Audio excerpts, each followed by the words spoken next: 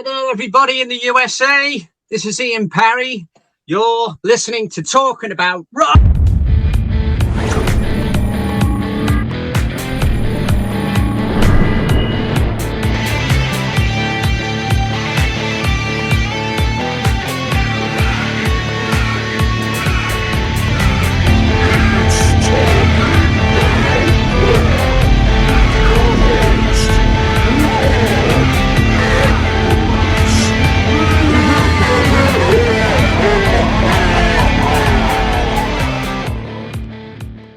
All right, today's guest is a renowned metal vocalist from the UK, born in Liverpool.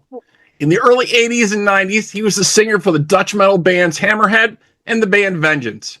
He also worked in Mono Pacific with Zak Starkey, son of the Beatles drummer Ringo Starr, and Air Race, formerly with Jason Bonham, son of Led Zeppelin's drummer John Bonham. He has released over 36 albums credited in a career covering more than 40 years. Here to chat with us about his new release, Consortium Project 6, The Legacy of Empires. Let's welcome Ian Parry. Oh, Ian. Hi, man. How you doing there? I'm doing well. And thanks for joining us today. Oh, my pleasure. Yeah, so this latest release, it not only celebrates your 45 years professional singer-songwriter, it also lets you kind of revisit and complete the 6th chapter of the Consortium Project saga. Yeah. Exactly. And it was 15 years ago when I did Consortium 5 Species. And for years, I had a song lying there. It was on the shelf. I recorded in Florida with Casey Grillo. At the time, he was playing in Camelot. Now he's the Queensryche drummer. And I had this, it was on my bucket list. I wanted to just revisit Consortium Project one more time. And in a nutshell, a guitar player from France got in touch with me, a guy called Kadat, Johan Kadat, from a really cool metal band. Everybody should check it out. It's called Asylum Pyre. They've got killer videos. And he wanted to do songs with me, write songs for a Rock Emporium 3 album. But I said, what about Consortium? Then suddenly that got postponed again. Elegy got back together, got a phone call. Henk van der Laars, guitar player, wants to put the band back together. So I went on tour thinking it was going to be 6 months. It was 2 years. So then October, we did Prog Power in the USA. We played headlining shows in Japan. And then we finished off in October 2024 with Prog Power Europe. And at that moment, I thought, right, now's the chance. Henk and the second guitar player, original lineup, Gilbert Pott and Henk van der Laars, they said, we're going to start working again further on new songs for another Elegy album. And I thought, okay, great. This is a window of opportunity. So I'll start working on a Consortium 6. And that's how it went. Yeah, definitely very, very cool. Just an epic album here. It definitely just sounds amazing. Definitely for sure. So let's talk a little bit about your history. If we go back here a little bit, let's review some of it. So you began in '85 in the hard rock band Hammerhead, signing to EMI Records, also featuring Dave Rosenthal from Rainbow and drummer Joe Franco from Twisted Sister and Widowmaker. Great, 2 cool guys. And amazing. I was only like in my early 20s at the time, and I had this phenomenal experience. We recorded at EMI Electrolyte Studio in Cologne, Germany, and it was still the Berlin Wall. And at top of the entrance from the Electrolyte EMI Studios, EMI offices, it said The Works. And I thought, that's a strange name, but it was the new album from Queen. I had no idea, but great experience. David, I mean, what can I say? He was one of my all-time greatest keyboard players, him and Don Airy and the rest. John Lord, all Deep Purple, all killer keyboard players. And it was a long shot. We never thought he would hitch up with us. And we were looking for a drummer at the same time. We were signed to EMI Holland, got taken over by Germany, got in touch with David, And then he did the business with the record company, and lo and behold, there we were together. We flew Joe Franco over with his drum kit to EMI Studios, and David produced the album. But unfortunately, got shelved for something like 20 years. Yeah, that's what I was reading. So that like 15 years, it was locked away in the EMI vault, and you guys finally got it released in what, 2000, I think? Yeah, something like that, 2000. Yeah, what happened, there was an argument. We went way over budget. I mean, you know, at the time in Deutschmark, it was, we spent something like, just on a studio machine, a new recording machine, because the one they had was on its way out. David said, yeah, this is no good. We need a new machine. So they got in, instead of hiring one, they bought one. So there was 250,000 Deutsche Mark on a studio machine and all this equipment. And everything kept breaking, and we had bad weather. We went well over budget. And in the end, it was just too expensive to bring it out. They would never have recouped. We went way over the top. We even went to Capitol Records in London to try and get Capitol to bring it out on EMI America. That was the new label at the time. But unfortunately, internally, EMI didn't go for it. Germany said, no, we're not having any of that. You know, it was their baby. And so the whole thing got shelved. Yeah. But It did come out in the end. Yeah, you finally got it out in the end. Yep, definitely. So it looks like Sodium Records and Marquee Records in Japan, I guess they released it for you guys. Yeah. This is the first single we had. I don't know if you can see it. It was on EMI Harvest label, Hammerhead. It was really cool. And that's how it all basically started here in Europe for me. Before that, I was with Zak Starkey, Ringo's son. And that was the big dream. I thought my folks, bless them, they're not with us anymore, but we all thought this is going to be it. You know, Ian's going to be rich and famous. But unfortunately, that got put on stop as well. I can't mention too many words.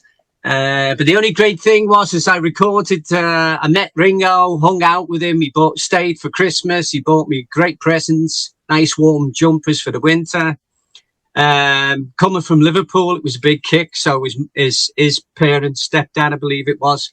They loved me. You know, I came from their hometown, like them. So, you know, I got on like a house on fire with them. And we did all our demos. That's where Whitesnake did the Come and Get It album. It was Ringo bought the house and studio Tittenhouse Park in Ascot over from John Lennon.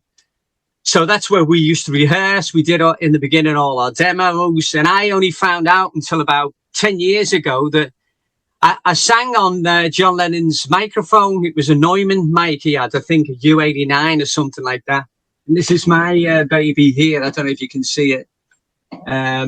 I use an AKG, but anyway, long story short, turns out I was using John Lennon's mic that he recorded Imagine with. So, how better can that be? Right. Pretty amazing. Such an iconic name, legend, definitely. So, I have to ask you, do you keep in touch with Zak, Zak Starkey anymore at all? Do you speak with him or keep in touch with him? I spoke to him, I think it was about, I know the old bait. There's only one, apart from Zak and me from Mono Pacific, there's only one more guy. The other two guys sadly died of cancer. Really talented musicians. But the bass player, Kerry Benford, he talks occasionally to Zak, but I don't have any contact with him at all. You know, he went really rich and famous. I mean, through his own talent. And not because of his dad. I mean, Zak is an incredible drummer. He used to play on Keith Moon's drum kit, a gold-rimmed Premier kit. My dad used to play Premier drums. I come from a drummer's family. And he also taught himself guitar, and he plays really cool guitar. Then he got this big job in Oasis. And then he became the Who drummer. And they dropped him. They fired him for being too loud, which was in the press.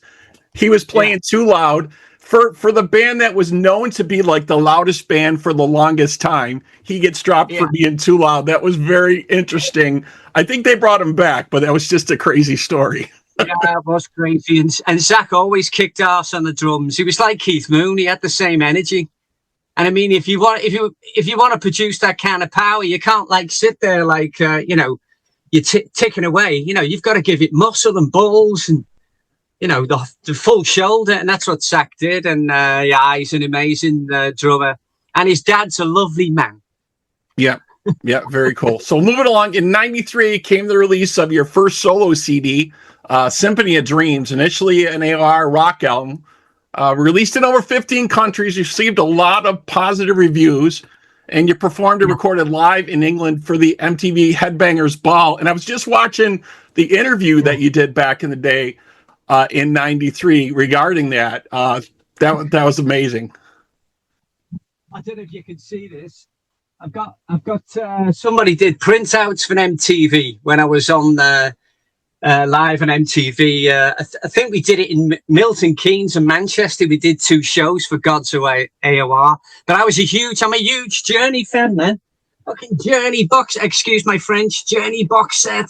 Given to me by Sony Records. Yes. Lucky son of a gun. Yeah, they're still doing amazing too on their farewell tour. It looks like Journey's at the end of the road there. It looks like. Oh, right. I didn't know that. Yeah, that's what it sounds like, but you never know. I mean, bands always say that, and this is the farewell tour, and then there's the encore tour or whatever. There's always other stuff that's going on, definitely. So then you also released a second solo album as well, Artistic License, which was pretty cool. Definitely, both albums were released under licenses in Japan by Zero Corporation. And due to their initial success, you were invited to Tokyo to do some press and promotion there. Yeah, that was really cool. I was at Zero Corporation. Yeah, I don't know if you can see it. Yeah, I've got all my CDs here. I collect everything I do. It was a great label. In the beginning, in the early days, I got fed up. Record companies, you go there with a demo, like you're begging for the deal, and you've got your cap in your hands, and it's your demo. And then, they always come up with some excuse. Oh, yeah, we don't know, because no disrespect, but the major labels didn't have A&R managers with foresight. The A&R manager of Frontiers Records, who sang Consortium, he knew it would be a success. He said, you never got the backing. Come with us, sign to Frontiers. We'll bring it out. We'll bring out the back catalogue, and, it'll go sky high, what you never got in the past. And it was the same thing. So I decided to start my own little label, Nonstop Productions. My idea was to help other bands, get musicians together. That was the Consortium Project. But Zero Corporation opened the door for me in Japan. I used to work with a guy called Misha Calvin. He did Evolution albums 1 and 2. Tony Martin and me did the first one together from Sabbath. Basically, playing in Japan gave me credit and opened a lot of doors for me. And we were there a couple of years back with Elegy. At the Evoken Festival. I don't know if you can see the poster on my back wall there. 2 nights headlining. So that was on my bucket list as well as Consortium Project 6 revisiting the Consortium concept. So at the moment, I'm shocked how it's going. I never expected so many people to, in a couple of weeks, nearly 14,000 watching the video. Just things which were told to me, which had the opportunities I never had in the past. And that's the great thing about music. And also, even, I'm 65 years old, but I'm still kicking ass. And you're never too late. So always keep on fighting on. If there's any young guys out there, make sure you get your education first, because you have to get a good paying job. But always chase your dreams with a good paying job behind to finance it, and never stop. Always give it a try. You never know. I'll just rock till I drop, I guess. Yeah. The album is definitely epic, I would definitely say. And you performed with a lot of great musicians through the years. I was looking through some of the list here. Tony Martin from Black Sabbath, obviously. David Rosenthal from Rainbow. Casey Grillo, like you're saying, is now in Queensryche. Do you speak to either one of them at all about what's going on with them? Every now and again. I did invite him a number of years back to play keyboards on Consortium Project, but the lucky son of a gun, he scored himself. I hung out with him in Amsterdam. He scored himself a great gig with Billy Joel. And I mean, once you're playing keyboards for Billy Joel, you don't really stop in and playing on Ian's album. right. He had absolutely no time. But he sent me an old picture of Hammerhead a few years back. And Joe Franco, I had recent contact with him. He's retired now because I did want him to play drums for me on Consortium 6.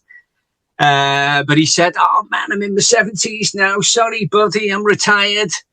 I'm hanging out in Florida with my wife and daughters. So hey, you know, that sounds like paradise to me, you know. So all respect."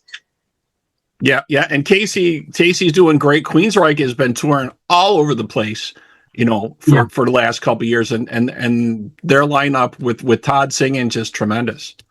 Yeah, I mean.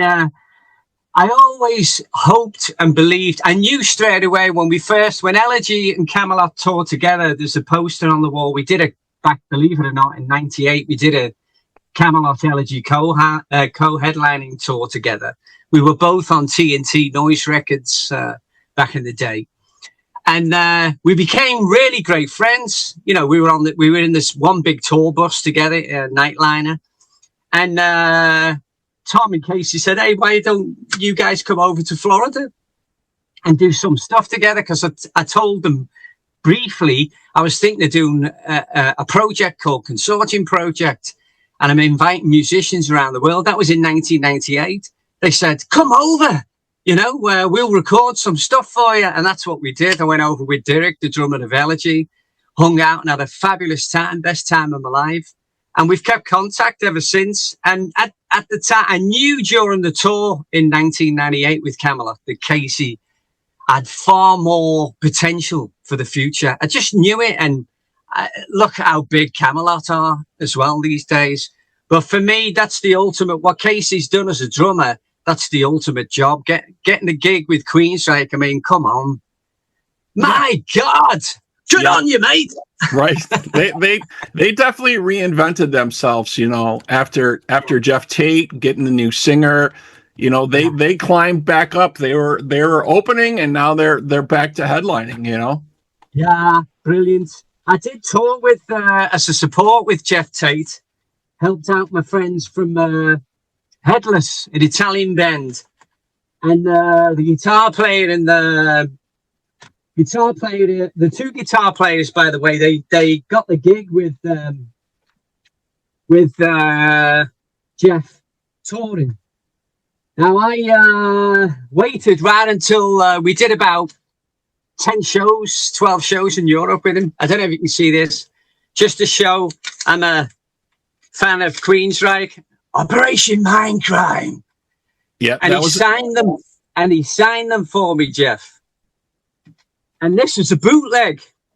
I went to a show in Amsterdam and we went backstage, and I was in Vengeance at the time, and I knew all the guys at EMI, and I phoned them up and I said, "Hey, you know, Vengeance would like to say hi to Queensryche. Is there any way you can get us some VIP passes?" They got us backstage, and we had press photos with the national press, but the only guy that wasn't in the picture was me, because I was the little guy at the end. Oh, you got cut out of the end of that. But anyway, yeah, it was great being with Jeff Tate, and he signed, look at this, Promised Land. Oh yeah, well, I really liked Promised Land. Not a lot of folks really got into that one, but I thought that was a great album. Yep. Yeah, I'm just you know, that's it. I've always been into. I love Dream Theater as well. I love the prog thing. Elegy was doing that kind of style way back when. I mean, we're talking of like late 90s, maybe 87 they were writing this shit. And I never expected that Elegy would have so much success. And when we brought out the acoustic album, it sold 10,000 back in 1996. Noise Records said, "Get into the studio, do a studio album with Ian." And we went on to sell something like 150,000, toured everywhere. I mean, we were headlining in Japan, did Osaka and Tokyo. Just that's what I love about the music. Anything is possible, you know. Doors can unexpectedly open. Hey, man, I'm with you, Bob. You never know what's going to be behind that next door. Rock with Bob Edwards. Yeah, definitely. And so currently you got out the latest track, Legacy of Empires. What are the new tracks or videos coming? What's next on the horizon? Yeah, well, I'm now busy editing because I did the editing on the first, purely because I just wanted it to go the way I imagined in my mind's eye. It's a concept album, so not a lot of people understand that when you do a concept album, this is a fictional story about a world going out of control. Women split the species. The biosphere they build to protect themselves because global warming, we destroy the atmosphere of the planet. There's an earthquake. They find these 10 stone tablets. I don't know what you want to call them, but they were like predictions of the past, present, and future, a bit like Nostradamus. And they end up reuniting the species and discover that we're from an alien species from origin who tried to kill us at the end of C5. And C6 is going back in time like Star Wars did. I'm a huge fan of Star Wars. I even went backstage at Shepperton Film Studios when I was recording with Zak at Gary Newman's studios. I'd finished my vocals. They said, why don't you walk around the studio sets, the stages? And I did. I went in there and there was like this swamp and a spaceship sticking out, my cup of tea, my kind of thing. And late, never knew Star Wars. I didn't know what it was. And then I saw 3 films back to back in a cinema in Middlesex near London. And there it was, the scene. And I thought, fuck, excuse my French, I've been there. Yep. I've seen that. Yeah, that's from The Empire Strikes Back when he was on Dagobah talking to Yoda. That's the swamp from Dagobah, yeah. That was it. Very, very cool. So, man, we definitely look forward to what's coming up next for you. So the new album, Legacy of Empires from Ian Parry's Consortium Project 6, that'll be released on August 28th. You can stream the title track now and pre-order the album on Frontiers Music. All right. So that wraps up this episode. Thank you to my guest today, Ian Parry, and to our listeners. We hope you're doing your part by keeping the torch alive and supporting live music wherever you are. Ian, again, thank you so much. Thank you, and check out soon the second video single coming in about 3 weeks.